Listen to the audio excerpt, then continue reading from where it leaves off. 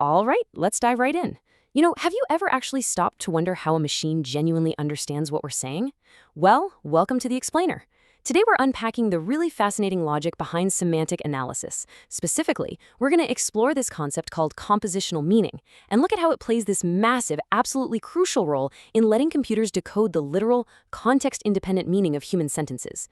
They essentially do this using the basic building blocks of language. It's this highly structured, almost completely mathematical approach to human speech. And honestly, it is absolutely brilliant. So here's the big core question we really have to ask ourselves. How does a computer get the context-independent meaning of what a sentence actually asserts? Think about it for a second. I mean, it's one thing for an algorithm to just pinpoint nouns and verbs, right? That's just syntactic analysis, basically just mapping out the grammatical structure. But it's an entirely different beast to understand the actual point being made.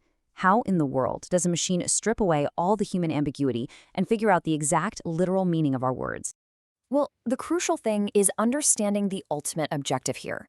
The goal of semantic analysis isn't just to sort of skim a sentence. First off, it aims to extract the literal, context-independent meaning. Second, it has to move completely beyond that basic syntactic analysis we just talked about. And third, it needs to create a formal representation of what the sentence is literally asserting. To pull this off, the system maps its output into strict formal representation languages. We're talking things like first-order predicate calculus or conceptual graphs. Basically, to put that into perspective, these are just strict mathematical logic languages. They let a computer store and reason with information without getting completely derailed by human nuances. And that brings us to how we actually achieve that formal mapping, the principle of compositionality. You might also hear it called Frege's principle. The core concept here is super simple but incredibly powerful. It states that the meaning of a complex expression is determined entirely by two things: the meanings of its component parts and the syntactic rules used to combine them. Think of it like a giant set of building blocks. Just as individual blocks snap together following specific physical rules to build a tower, individual word meanings combine syntactically to form complex expressions. The machine looks at the isolated parts, looks at the grammatical rules connecting them, and basically calculates the total meaning. So this whole foundational building block philosophy, it's exactly what makes meaning representation actually possible for a machine in the real world. In the field of natural language processing, this role is filled by a dominant paradigm known as syntax-directed translation. This translation method is built directly upon the principle of compositionality. It's essentially the engine that takes our high-level theory about component parts and turns it into a computable working reality. Okay, so how does this engine actually work in practice? Let's carefully break down the mechanism, step by step. Step 1, the system takes a rule in a context-free grammar, or CFG. You can think of that as the structural blueprint of the sentence.